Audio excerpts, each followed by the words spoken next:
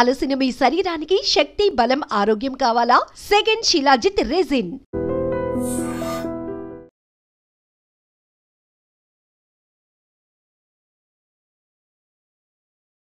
దేశంలో కరోనా కేసులు రోజురోజుకి పెరుగుతున్నాయి. తాజాగా 300 మందికి కరోనా పాజిటివ్ నిర్ధారణ కావడంతో యాక్టివ్ కేసుల సంఖ్య 4000కు పైగా చేరుకుంది.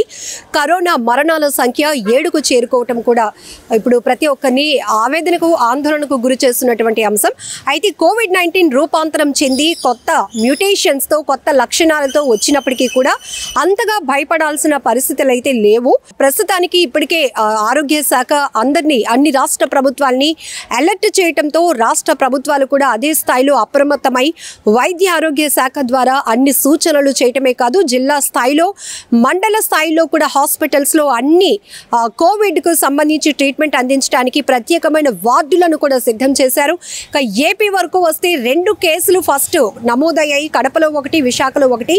విశాఖలో ఫస్ట్ కేసు మహిళకు కరోనా పాజిటివ్ నిర్ధారణ కావడంతో ఆమెకి ప్రాపర్ ట్రీట్మెంట్ అందించారు. తర్వాత కుటుంబ సభ్యులు కూడా టెస్టులు చేసినప్పటికీ కూడా వాళ్ళెవరికి కూడా పాజిటివ్ నిర్ధారణ కాకపోవడంతో అంతా ఊపిరి పీల్చుకున్నారు. ఇప్పుడు సర్జరీ అంటే న్యూరో సర్జరీ విభాగంలో ఉన్నటువంటి 14 ఏళ్ల అమ్మాయికి కరోనా పాజిటివ్ నిర్ధారణ వచ్చింది. అంటే అమ్మాయికి ఆపరేషన్ టైంలో ఫీవర్ రావడంతో టెస్ట్ చేస్తే పాజిటివ్ వచ్చినట్లు తెలుస్తోంది. అయితే KGH లో స్పెషల్ వార్డులో అమ్మాయికి అయితే కోవిడ్-19కు సంబంధించినటువంటి ట్రీట్మెంట్ కూడా అందిస్తున్నారు వైద్య అధికారులు. ఇప్పటికే విమ్స్ లో 20 పడకల కోవిడ్ వార్డును కూడా సిద్ధం చేసిన విషయం మీ అందరికీ తెలిసిందే. వైద్యులకు సంబంధించి పీపీ కిట్స్ కానీ, లేకపోతే RT-PCR టెస్టులకు సంబంధించి కానీ, అలానే కోవిడ్ ఒకవేళ పాజిటివ్ వస్తే కనుక ట్రీట్మెంట్ అందించడానికి కావాల్సినటువంటి అన్ని ఏర్పాట్లు కూడా సిద్ధం చేశారు. మరొక వైపు తెలంగాణలో కూడా 4 పాజిటివ్ కేసులు నమోదు కావడంతో తెలంగాణ రాష్ట్ర ప్రభుత్వం కూడా అలర్ట్ అయింది. ఇప్పటికే పబ్లిక్ అయితే కనుక అన్ని రాష్ట్రాలకు సంబంధించినటువంటి ప్రజలకు ఒక నిర్దిష్టమైనటువంటి సూచనలు కేంద్ర ఆరోగ్య శాఖ చేస్తోంది. ఫస్ట్ మాస్క్ అనేది ఖచ్చితంగా పెట్టుకోవాల్సిందే. ఎందుకంటే ఒకరి నుంచి ఒకరికి ఈ మ్యూటెంట్ ఎలాంటి డేంజరస్ కాకపోయినప్పటికీ కూడా ఒకరి నుంచి ఒకరికి వ్యాప్తి చెందటానికి ఎక్కువగా అవకాశం ఉంటుంది కాబట్టి మాస్క్ ఖచ్చితంగా పెట్టుకోవాలి. ప్రతి ఒక్కరూ శుభ్రత పాటించాలి, హైజీన్గా ఉండటం అలవాటు చేసుకోవాలి. సోషల్ డిస్టెన్స్ కూడా అంటే మరీ దూరం పాటించాల్సిన పరిస్థితులు ఇంకా రాలేదు, కానీ క్లోజెస్ట్గా, నియరెస్ట్గా ఉండేటటువంటి ప్రాంతాల్లో, ఎక్కువగా క్రౌడ్ ఉండే ప్లేస్లో, జన సమూహం ఎక్కువగా ఉండే ప్రాంతాల్లో ఖచ్చితంగా ప్రతి ఒక్కరు మాస్క్ అయితే పెట్టుకోవాలి. కానీ అలాంటి జన సమూహాలు, క్రౌడ్ గ్యాదరింగ్ ఎక్కడా లేకుండా కూడా ప్లాన్ చేసుకోవాల్సిన అవసరం ఉందని కూడా చెప్తున్నారు. మరీ ముఖ్యంగా చిన్నపిల్లల్లో ఎక్కువగా జ్వరం వచ్చి తగ్గకపోయినా, లేకపోతే గర్భిణీ స్త్రీలు కూడా చాలా జాగ్రత్తగా ఉండాలి. వీళ్ళు ఏంటంటే ఎక్కువగా త్వరగా ఎఫెక్ట్ అవ్వడానికి అవకాశం ఉంటుంది. చిన్నపిల్లలు, గర్భిణీ స్త్రీలు, వృద్ధులు వీళ్ళు బేగా ఎఫెక్ట్ అవుతూ ఉంటారు కాబట్టి ఫస్ట్ వీళ్ళు మాత్రం చాలా జాగ్రత్తగా చూసుకోవాల్సిన బాధ్యత ఉంది.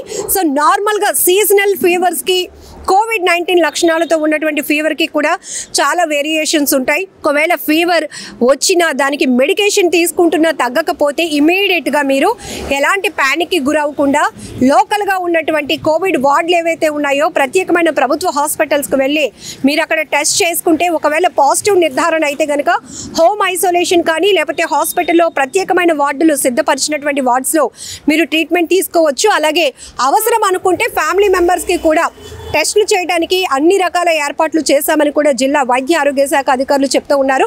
ఇక విశాఖలో ఇది 2వ కేసుగా చెప్పొచ్చు. మహిళకి మొదట పాజిటివ్ రాగా ఇప్పుడు 14 ఏళ్ల అమ్మాయికి పాజిటివ్ నిర్ధారణ కావడంతో కాస్త ప్రజలు ప్యానిక్లోనికి వెళ్ళినా భయపడాల్సిన పని అయితే లేదని కేంద్ర ఆరోగ్య శాఖ సూచిస్తోంది. ఈ మ్యూటెంట్ లక్షణాలు అయితే అంత భయంకరమైనవి అయితే కాదు. అలాంటి గతం అనుభవం మనం కోవిడ్-19 సిచ్యువేషన్లోకి అలాంటి పరిస్థితులు గుర్తు చేసుకొని ప్యానిక్లోనికి అయితే వెళ్ళొద్దు. కానీ ప్రతి ఒక్కరూ అలర్ట్గా, జాగ్రత్తగా ఉండాల్సినటువంటి అవసరం ఉంది.